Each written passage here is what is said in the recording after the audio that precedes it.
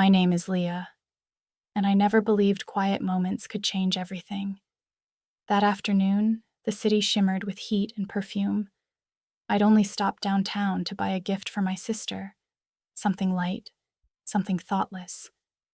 But the moment I stepped into the boutique, the air shifted.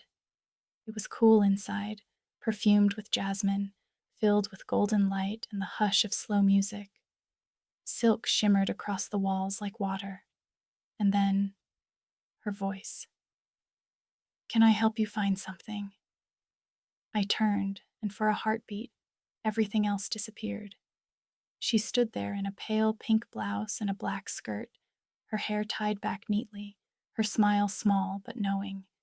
Her name tag read Nora. There was something deliberate in the way she moved, calm, confident, like every gesture meant something. "I'm looking for a gift," I said, pretending I remembered what for. "For someone special?" she asked, a spark of amusement in her tone. "Not exactly." "Then maybe you just haven't found it yet."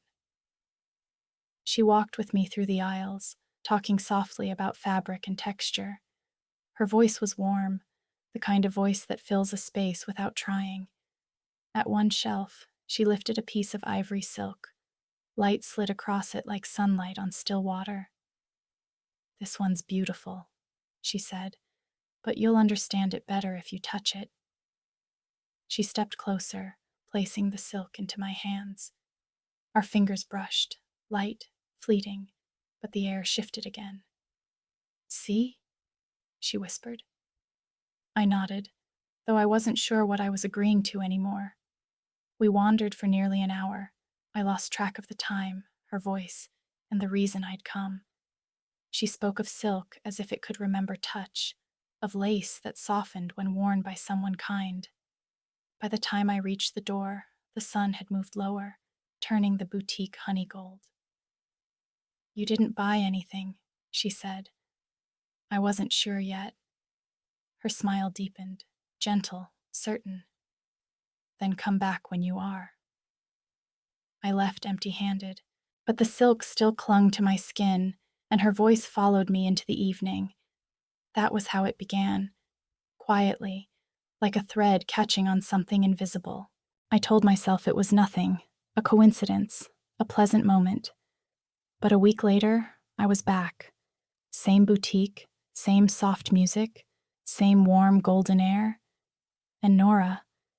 She was arranging a new display, sleeves rolled up, a strand of hair loose against her cheek. When she saw me, her smile came slow, as if she'd expected me all along.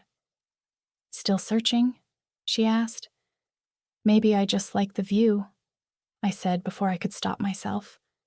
Her laughter filled the room, light, genuine. "Then you should try something on. Sometimes the right thing finds you only when you wear it." She handed me a few things, silk, lace, pastel tones that caught the light like breath. Her fingers brushed mine again, not by accident this time. The fitting room glowed with soft mirrors and quiet light. I tried on the first piece, hesitating before stepping out. She was waiting, arms folded loosely, watching. Her gaze lifted slowly from the floor to my face. "That one fits," she said softly. I turned to the mirror, pretending to study the reflection, but I could feel her eyes. Steady, warm, patient. "It's strange," I said quietly.